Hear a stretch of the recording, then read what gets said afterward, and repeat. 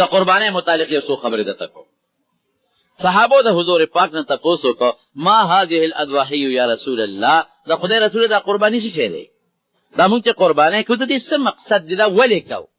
دا په یو ورځ 2 څاروي حلال کو او دا خو که نمبر په نمبر وي نو ښه به وه. دا ولې کوو؟ وی سنت ابیکم ابراهیم، دا ستاسو د نیکه د ابراهیم علیه السلام طریقه ده. هغه خو زوی حلالو خو الله ورباندې احسان وکړو فدیناه بذبح عظیم، خدای د زوی په برکت په ځای وله ګډ راورته هغه ګډې حلال کړ. نو دا د هغه طریقه ده. وی د مونږ پکې څه دي د الله رسول طریقه خو د هغه شوه، مونږ له پکې څه دي؟ وی تاسو له په هر ویښته باندې اجر دی،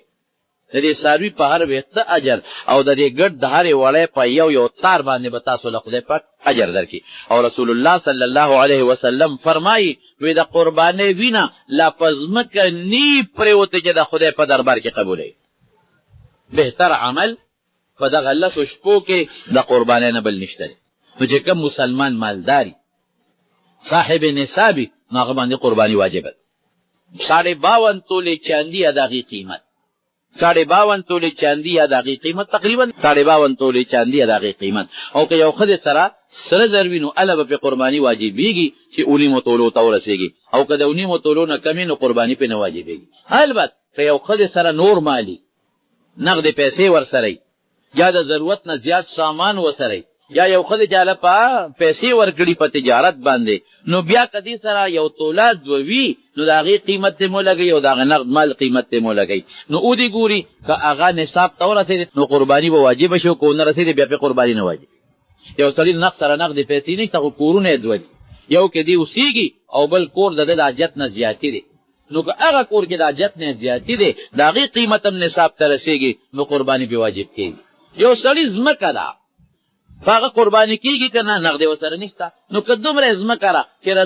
د بچو ادنا ګزاره پې کېږي، پسپوره ډوډۍ پې ګزاره کېږي نو بیا پې قرباني واجبه ده. او که دومره ځمکه نه لږی چې د ده پکې ګزاره نه کېږي بیا پې قرباني نشته. که ښځه ځان له مالداره ده به ځان له قرباني کوي، که سړی ځان له مالدار دی به ځان له قرباني کوي، او که د بچو یې ځان له پنګې دي او هر بچی ځان له مالدار دی نو هر یو به ځان له قرباني کوي. البته که کور کې ټول بچي او پلار شریک دي، پنګې یوه ده، 2 نه دي 3 نه دي، بچي راوړي او پلار له ورکوي، یا بچي راوړي او مشر ورور یې مشر کړی دی هغه له یې ورکوي. نو که ټول شریک دی او د هر چا ځان له مستقله پنګه نه ده د نورو بچو، نو بیا چې هغه چا څوک د پنګې مالک دی هغه قرباني کوي. قرباني به کېږي په چا باندې؟ په کوم څاروي باندې؟ نو زمونږ علاقه کې خو اوښان نشته، غویان دي، غوی او میخه چې د 2 کالو ته خو رسېږي نو قرباني پرې کولی. که د 2 کالو نه عمر کم وي پرې قرباني نه کېږي. غاښ ته یې مه ګوره چې غاښ یې کړی دی او که غاښ یې نه دی کړی. بعضې څاروي وي عمر یې 2 کاله یو غاښ یې نه کړ، او بعضې د 2 کالو نه مخکې هم ګورې کله غاښ کوي، نو عمر غاښ ته به نه ګورو، عمر ته یې وګوره چې عمر یې څونه دی. که هغه سړي تا ته ووایي چې څوک یې در باندې خرڅوي چې دا خو د 2 کالو دی او تا ته پته ده چې دا سړي رښتونه دی دروغجن نه دی، او په ښکاره پته هم لګي چې او واقعي د 2 معلومېږي، نو بیا ټیک د هغه قول نه حجت دی، ګواه ته حجت نشته. او که هغه وي د 2 کالو دی او تا ته خو پته چې نروره زه خو هم د څاروو کار کوم، زه خو هم زمیندار یم، دا د ما ته دروغ وایي دا د 2 کالو نه دی، او یا سړی فاسق فاجر یې خو ستا پې ګمان دی چې دا دروغ وایي نو بیا پې قرباني نه کوي. او ګډه چیلې وغیره چې د کالي نو قرباني پې کوي. البته علماو لیکلي دي چې که ګډ لماور ګډ چې ورته وایي، که دې د 6 میاشتو وي خو چې دې غټې سورو وي او په شکل د کال ښکاري نو بیا خیر دی په هغه 6 میاشتې هم کېږي، خو په چیلې چې دي په 6 میاشتې دې نه کېږي، هغه چې کال ته عمر ورسېږي نو هله پې قرباني کېږي. ګډ چیلي وغیره کې شرکت نه کېږي، یو کس به یې کوي. او په غوا او په میخه کې 7 کسو پورې کسان شریکېدی شي، د 7 نه زیات په نه شریکېږي. 6 هم شریکېدي شي خو بهتر ناتکۍ ده، 5 3 2 4 6 7 پورې شرکت پکې راتلی شي. البته بعضې خلک یو غلطي کوي، 6 کسان پردي شي او 2 ورونه خپل منځ کې پیسې جمع کړي او په شریکه حصه ونیسي، نیمې یو کې نیمې بل رور کې او په شریکه حصه ونیسي، نو ګوره حصې تش شوې. ته خو ظاهر کې رنګ ورکړه چې مونږ یو کس ته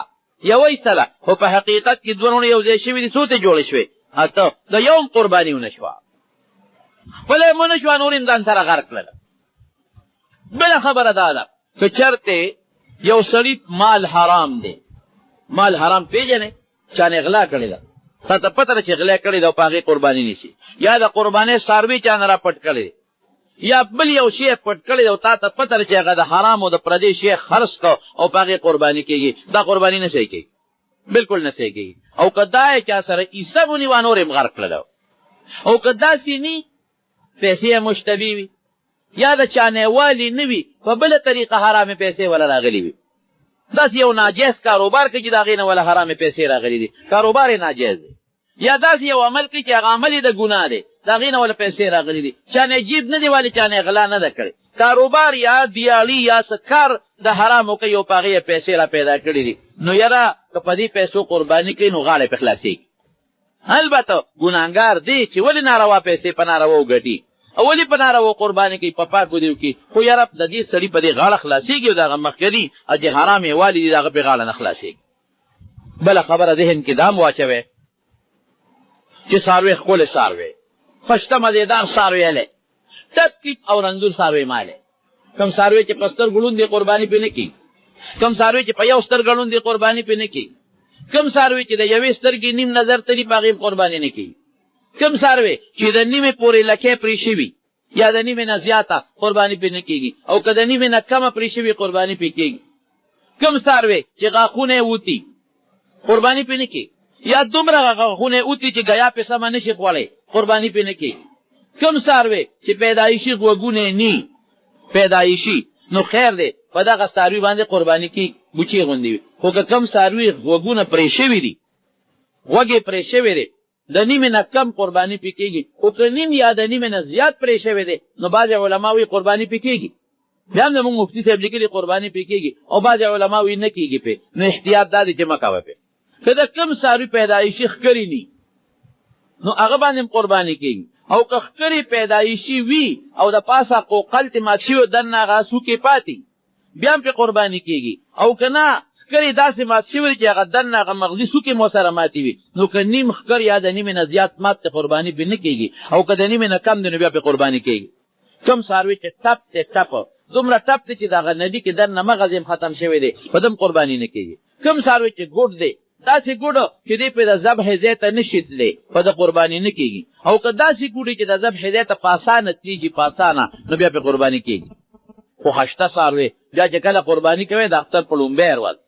بهتره ده، په دویم هغې پسې او په درېیمې پورې هم کولی شي، او که د اختر درې ورځې تېرې شوې تا قرباني ونه کړله، درې ورځې لاړې تېرې شوې او دې نه کړله، نو بیا هم دې غاړه نه خلاصېږي، هغه پیسې به خیرات کوې. او که څاروي د غشتې ورته جوړ نه شي هغه څاروي به د خدای په نوم حلالې او خیرات کوې به ورسره توبه به مو باسې. دا قاعده شوه. خرونو بیا څاروي چې حلالې څه وخت به حلالې، نو چې کم ځای کې د اختر مونځ نه کېږي او د جمعې هم پکې نه کېږي نو هغې کې د پېشمني نه پس هم حلالولی شي.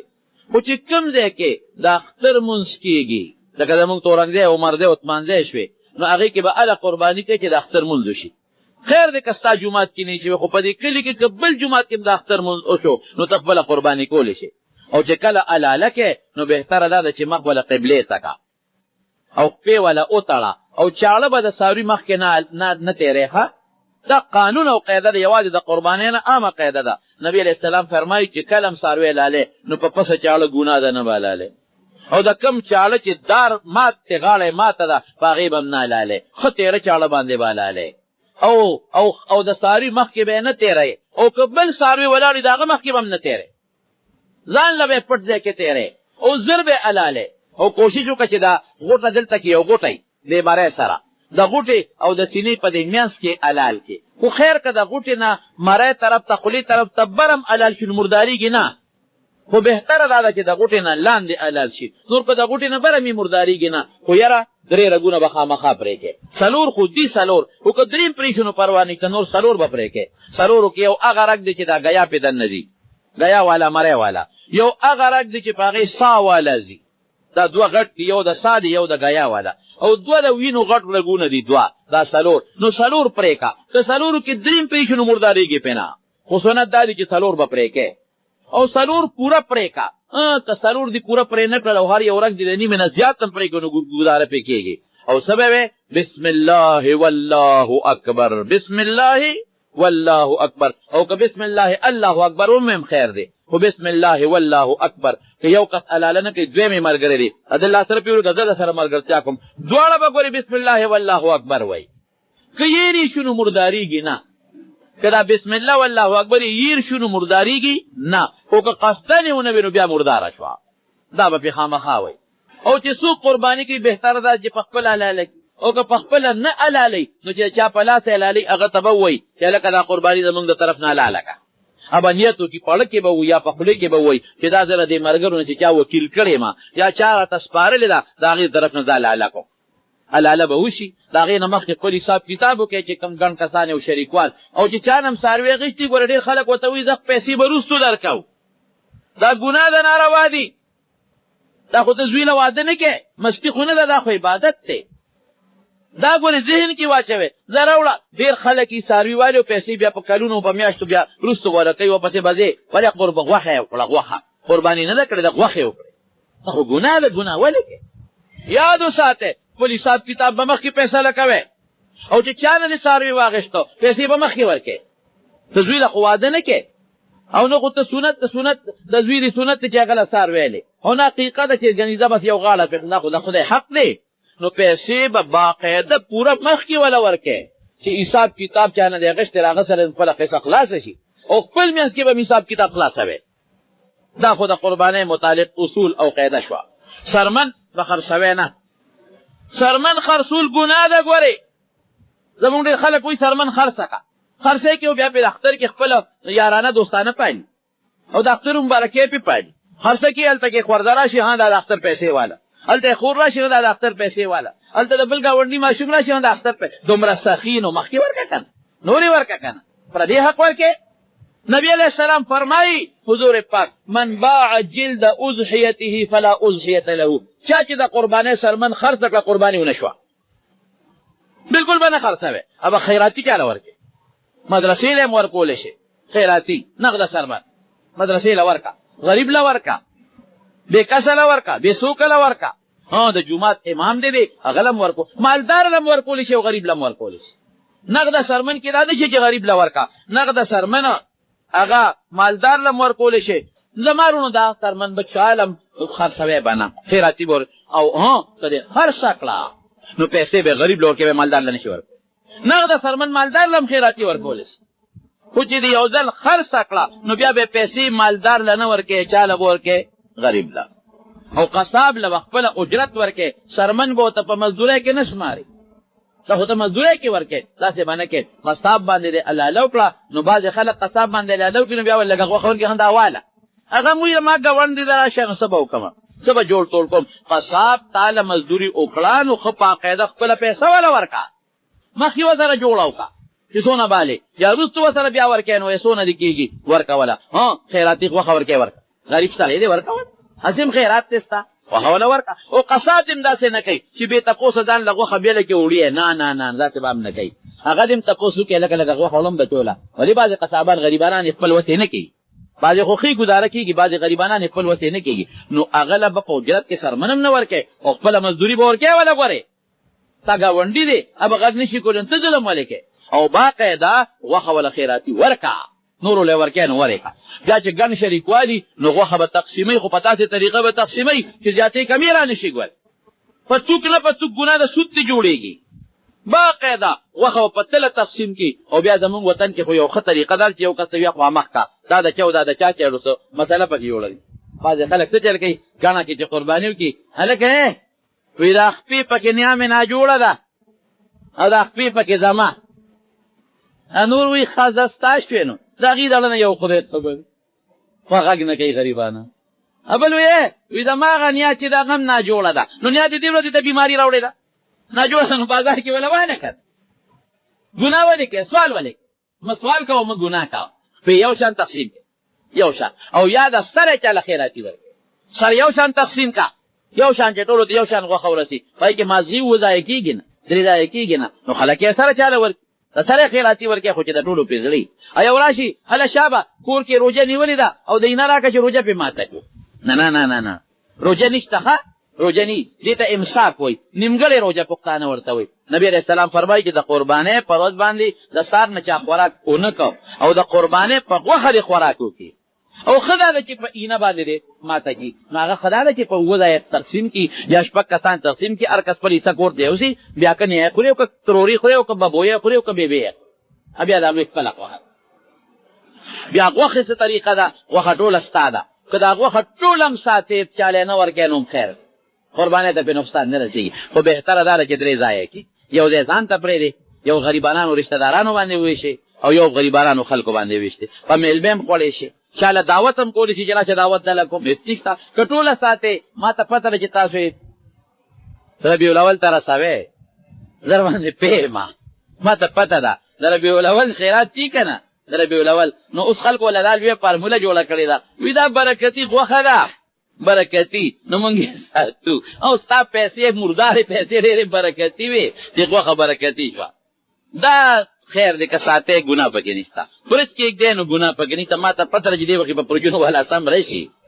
زه د دې نه خبر یم ساتې ګناه پکې نشته خو بهتره طریقې دغه ده دعوت چاله وکړه خیراتي په خلکو وخوره په خپله وخوره په بچو یې وخوره دی د غوښو متعلقه طریقه کار دی او یو خبره بل هم درته وکړم ادا چې منډی کې څاروی والی که نه نو منډی کې د منډی هغه خپلې پیسې ورکوې دا خو د هغوی کرۍ ده دا خو هغې غریبانانو د حکومت نه په کرۍ ځای اخیستی دی او د هغې خپله کرۍ ده نو ولې هغه پیسې نو ورته وایي دا لکه مازدیګر به کور ته پیسې دروړو اولته به څاروی راکړې نو جوړه دې په منډی کې کړه نو دا د منډی پیسې دې ولې غواړي خو منډی والا هم ظلم نه دی پکار چې په نورو ورځو کې جدا ریټ او په دې ورځو کې جدا ریټ دا ظلم هم نه پکار او بل منډی والا دا ظلم نه پکار دا هغه کاري هغه ځای کې کېږي چې کله منډی ته داخل شي دوی په لارو کې ورپسې په موټر سایکل وګرځي نه لار خو ستا نه ده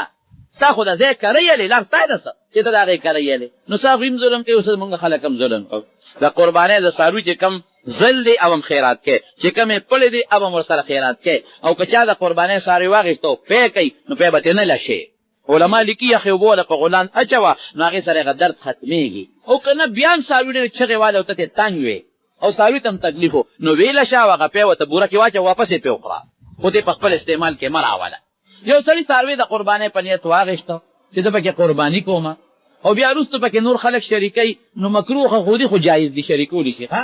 او که یو سړی واخېست په دې چې زه به والم که ملګري پیدا شو شریک پې کړم او که پیدا نه شو نو ځان له به وکړم نو دا هم خیر ده که ملګري پیدا شو شریک دي کي او که نه بیا دې نه شریکوي نو دا خو زما ذهن کې د قربانۍ متعلق څه مسلې پې ډېرې دي خو دا ضروري بعضې مسلې وې هغه مې درته بیان کړلې رب العالمین دې په مونږه د قربانۍ د ورځې شپې په خیر تېوري کړي او الله دا ټول مسلمانان د دې جوګه کړي چې هر یو په خپله ځان له قرباني وکړي او چې چا ارادې کړي د الله دې قبول یې کړي چې څوک پکې بیماران دي الله تعالی شفا ورکړي د چا کورونو کې پریشانۍ دي الله ته په خوشحالو بدلې کړي او الله تعالی د چا په کور کې چې ناچاقۍ دي بې اتفاقۍ د دعاو کې چې الله تعالی په اتفاق باندې بدل کړي الله په کورونو کې اتفاق راولي او خدای د اختلافاتو نه وساتي څوک هم وفات شوي الله د ټولو مغفرت نصیب کړي او چې کوم رنځوران دي الله دې وله روغ صحت ورکړي اخر وخت کې د خدای پاک په خولې دا کلمه نصیب کړي لا اله الا الله محمد رسول